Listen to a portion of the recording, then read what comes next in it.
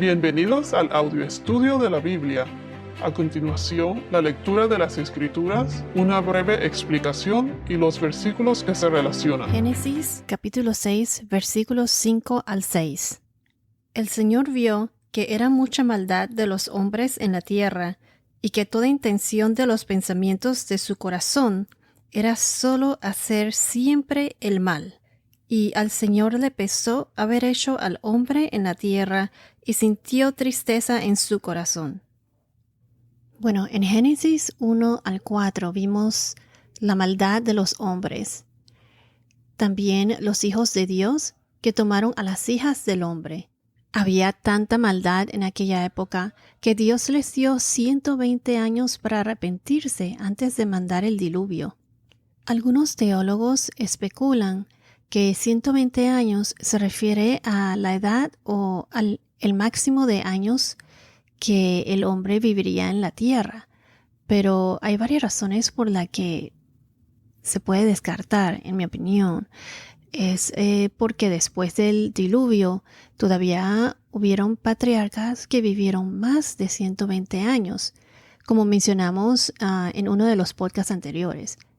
Está Moisés, Abraham y muchos otros más. Debo añadir también que, de acuerdo al contexto de estos versículos, esto se refiere al tiempo, 120 años se refiere al tiempo en que Dios le dio a Noé para seguir advirtiendo a los hombres del juicio de Dios. 120 años fue el tiempo que Dios le dio a los hombres para que se arrepintieran, porque había tanta maldad en esa época, como mencionamos anteriormente. Moisés les advirtió del juicio de Dios y del diluvio que estaba por venir. Y más o menos 120 años fue el tiempo que le tomó a Noé en construir el arca. Más o menos. En mi opinión, hay muchas cosas que la Biblia no especifica con exactitud. Lo importante es el mensaje. En estos versos se trata del juicio de Dios debido a la desobediencia en aquellos tiempos, a tanta maldad que había por parte del hombre.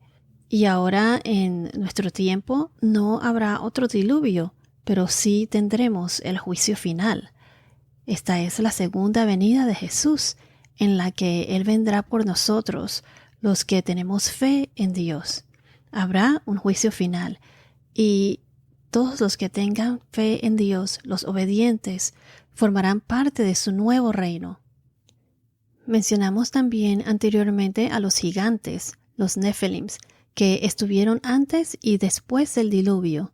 Recuerden que ellos fueron los resultados de los seres espirituales que tomaron a las mujeres de la raza humana. Mucho después veremos cómo Dios es tan misericordioso con Noé, que Noé halló gracia ante los ojos de Dios. Entonces, en el verso número 5, el Señor vio que era mucha maldad de los hombres en la tierra, y que toda intención de los pensamientos de su corazón era solo hacer siempre el mal, la intención de los pensamientos del hombre de su corazón. Aquí, en este verso específicamente nos dice cuánta maldad existía en aquella época. Más claro no puede estar. Vayamos a Salmos 14, versículos 1 al 3. Salmos 14, versículos 1 al 3. El necio ha dicho en su corazón: no hay Dios, todos se han corrompido, han cometido hechos abominables. No hay quien haga el bien. El Señor ha mirado desde los cielos sobre los hijos de los hombres para ver si hay alguien que entienda, alguien que busque a Dios. Pero todos se han desviado, a una se han corrompido. No hay quien haga el bien, no hay ni siquiera uno. Aquí nos indica cuánta maldad había en esta época entre los hombres. Entonces, aquí donde dice toda intención de los pensamientos de su corazón era solo hacer siempre el mal. La intención de los pensamientos de su corazón. Vayamos a Jeremías capítulo 17, versículo 9. Jeremías 17, 9. Aquí nos dice: más engañoso que todo es el corazón, y sin remedio, ¿quién lo comprenderá? Ahora vayamos a Mateo capítulo 15, versículo 19. Mateo 15, 19. Porque del corazón provienen malos pensamientos, homicidios, adulterios, fornicaciones, robos, falsos testimonios y calumnias. Quiero recalcar que Dios sabe lo que hay en nuestro corazón, en la mente, los pensamientos de una persona, los sentimientos. Él conoce las acciones de cada uno de nosotros. Yo opino que el corazón de un hombre puede ser traicionero, porque es difícil para una persona comprender su propio carácter o cómo uno va a reaccionar en cada situación. Dios es el único que conoce nuestro corazón y puede escudriñar y probar la mente humana, discernir las motivaciones y las razones del corazón. Dios nos recompensa o nos castiga según la fe. Cuando confiamos en Dios y nos entregamos a Él completamente, eso es tener fe. Entonces, repito, cuando confiamos en Dios y nos entregamos a Él, eso es tener fe. Entonces, Dios es el único que conoce nuestro corazón, nuestros pensamientos más íntimos, nuestra razón y motivación. Quiero añadir que el enemigo nos puede meter malas ideas o malos pensamientos en la mente para poder controlar nuestras acciones. Por ejemplo, en la Biblia hay varios pasajes en la que el hombre era atormentado, estaba endemoniado y se hacían daños a ellos mismos y Jesús les sacó el demonio. Entonces el enemigo nos puede meter ideas o malos pensamientos en la mente, pero lo que no puede hacer es conocer nuestros pensamientos. Él no sabe lo que pensamos. Eso solo Dios lo sabe. Entonces ahora en el versículo 6, el Señor o Yahvé le pesó haber hecho al hombre en la tierra y sintió tristeza. Quiero recalcar que Dios es perfecto y Él nunca se equivoca. Dios es omnipotente, omnisciente.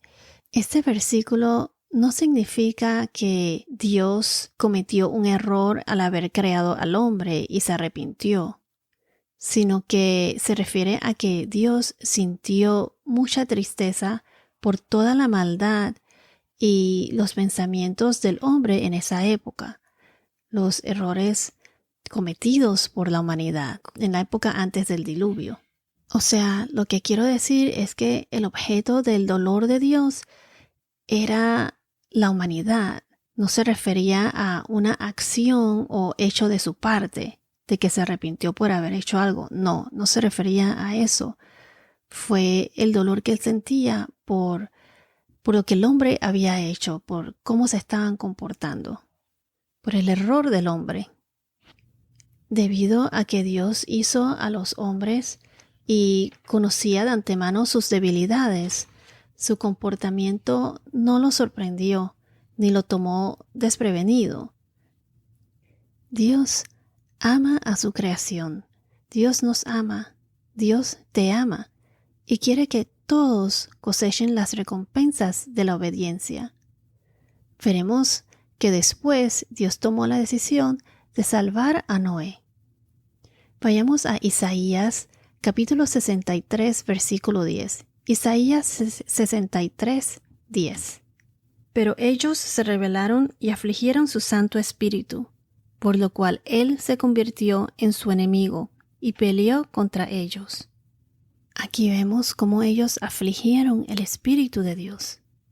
Si vamos al primer libro de Samuel, capítulo 15, versículo 11, primer libro de Samuel, capítulo 15, versículo 11.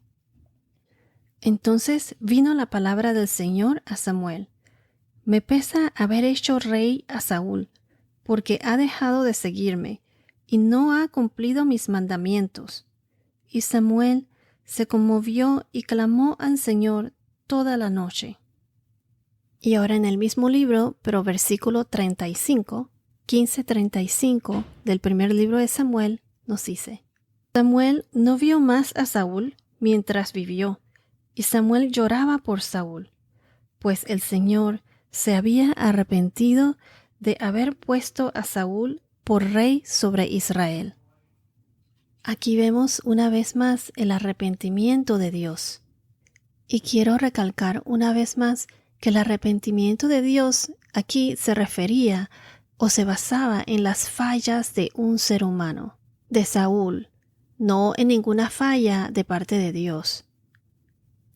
El punto es que Dios de vez en cuando cambia la forma en que trata a los seres humanos, dependiendo de las circunstancias del hombre, de sus pecados.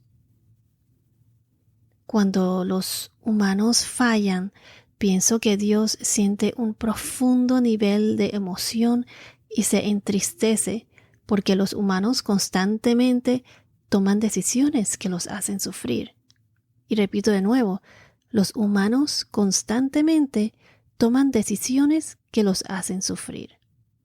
La clave es comprender la diferencia entre el arrepentimiento a nivel humano y el arrepentimiento al nivel de Dios.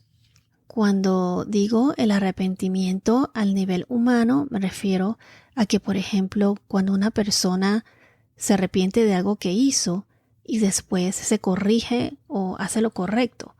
O sea, que cuando uno comete un pecado y hace algo malo, luego se arrepiente y hace lo correcto o se comporta correctamente. Este es el arrepentimiento a nivel humano. O sea que es por algo que el hombre hizo y se arrepintió de haberlo hecho, por sus acciones. El arrepentimiento al nivel de Dios es cuando Dios cambia la forma en que Él trata con la humanidad, como resultado del comportamiento y las decisiones de los seres humanos. Voy a repetirlo, el arrepentimiento al nivel de Dios es cuando Dios cambia la forma en que Dios trata con la humanidad, como resultado del comportamiento y las decisiones de los seres humanos. Si vamos a Joel capítulo 2 versículo 13, Joel 2:13 nos dice: Rasguen su corazón y no sus vestidos, vuelvan ahora al Señor su Dios, porque Él es compasivo y clemente, lento para la ira, abundante en misericordia, y se arrepiente de infligir el mal. O sea que le pesó tomar la decisión de mandar el diluvio para así acabar con toda esa maldad en aquella época. En otras palabras, se arrepiente del mal, es decir, en el sentido de que por su propia voluntad no quiso la muerte de un pecador. Los juicios de Dios, como sus misericordias, son condicionales. Así como el Señor, Yahvé, se arrepintió, es decir, se entristeció de haber hecho a Saúl rey sobre Israel y revocó el nombramiento, así ahora se arrepiente del mal que caerá sobre su pueblo si es impenitente. Si se arrepienten, es posible que Él no lo haga. Entonces, en estos dos versos, vemos cómo había mucha maldad. Dios conoce nuestro corazón y vemos cómo Él, Yahvé, le pesa o le da tristeza cuando el hombre toma decisiones que le hacen sufrir. Vimos la diferencia entre el arrepentimiento al nivel del hombre y el arrepentimiento al nivel de Dios. Dios te ama y quiere que todos cosechen las recompensas de la obediencia. Los que confían y tienen fe en Dios son salvados, tendrán vida eterna y serán parte del nuevo reino de Dios. Bueno, esto es todo por ahora. Que tengas un día muy bendecido y hasta la próxima.